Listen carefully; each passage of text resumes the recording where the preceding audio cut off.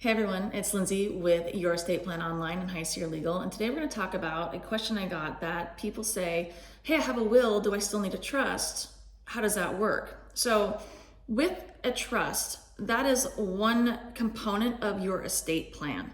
And why we would have a will with that, because you hear me talk about, oh, you don't need a will, you don't need a will, you need a trust, you need a trust, because with will you're going through probate. With your revocable living trust, there is a document called a pour-over will, and it's a typical will, but it's not. It is a document that says, hey, we've formed a trust. We want everything to go to the trust. We want all of our stuff to go to that trust. We do not want to go through probate. So if something inadvertently got left out, that pour-over will functions as a kind of catch-all in a sense, and that's how it's supposed to function.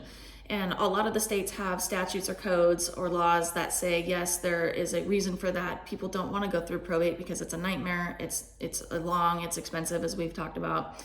And that this catch-all document will be filed with the court with a very quick petition to pour all of those assets that inadvertently got left out into the trust to go through the trust and not through probate. That's why it's called a pour-over will, because we're asking the court to pour those assets back into the trust, okay?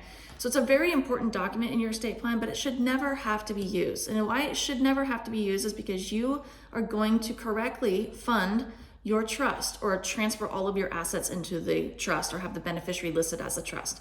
So very important document to have, that pour-over will, but we should never have to use it in any circumstance because you've done a really good job in making sure everything has been transferred to that trust and is titled in that trust, so your heirs don't have to go through the probate process. But in the event that you didn't get to it, something got left out, that pour-over will is going to trigger to pour it back into the trust. So you guys got questions on that and how that works with your estate plan, you can get a hold of me at Your Estate Plan Online or High Sierra Legal. And again, I'm Lindsay, and when you think of death, think of me.